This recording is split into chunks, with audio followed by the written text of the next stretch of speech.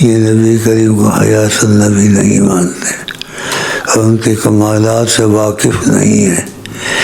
حدیثیں نہیں چھپانی چاہیے کہ نبی کریم میں وہ کمالات ہیں جو حضرت آدم سے ابتدائے خلق ہوا، لیکن آدم میں وہ بات نہیں تھی جو تھی حضرت محمد مصطفیٰ میں، کیونکہ آدم اللہ کے نور سے نہیں بنے، لیکن حضرت محمد اللہ کے نور سے بنے ہیں۔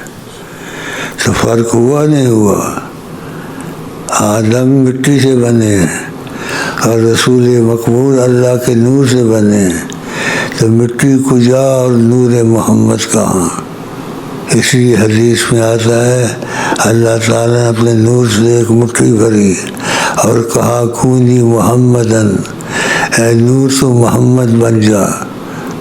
جب یہ کہا تو نبی علیہ السلام صلی اللہ علیہ وسلم میں تبدیلی آ گئی، وہ اللہ کے نور سے اس وقت آدم مٹی سے بنے، نبی نور سے بنے، تو کتنا فرق ہے زمین آسمان کا۔ اس میں بحثیں نہیں کرنی چاہیے۔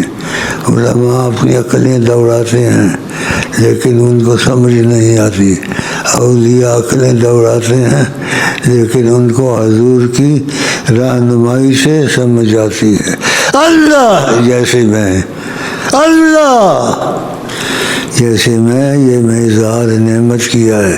وَأَمَّا بِنِعْمَتِ رَبِّكَ فَحَدِّثْ، تم پر کوئی نعمت خدا کی ظاہر ہو تو تم اس کو ظاہر کرو لوگوں پر، تاکہ ان میں شوق پیدا ہو اور کچھ سمجھیں سوچیں۔ تو اس لیے یہ باتیں کبھی میں کرتا ہوں میں، اور اصل میں سائی میں، کہ اثر کے ٹائم میرے پر تجلی خدا کی گری، اس تجلی نے میرا دل پھاڑا، میں خدا کے عرش تک پہنچا۔ اللہ اس تجلی نے میرا دل پھاڑا، میرے دل کو ٹکڑے ٹکڑے کیا، اس سے مجھے کچھ معلومات ہوئی۔ پھر آگے آقا جی نے مجھے سنبھالا، کہا تم سب سے جدا ہو، میں تم کو بکھرنے نہیں دوں گا، اس لیے میں تمہارے پاس بیٹھا ہوا ہوں، ورنہ تم مجھ کو نہ دیکھتے یہاں۔ اللہ یہ باتیں سمجھ سے باہر ہیں، لیکن جو شیخ سے جڑے گا اس کو کچھ سمجھ آئے گی۔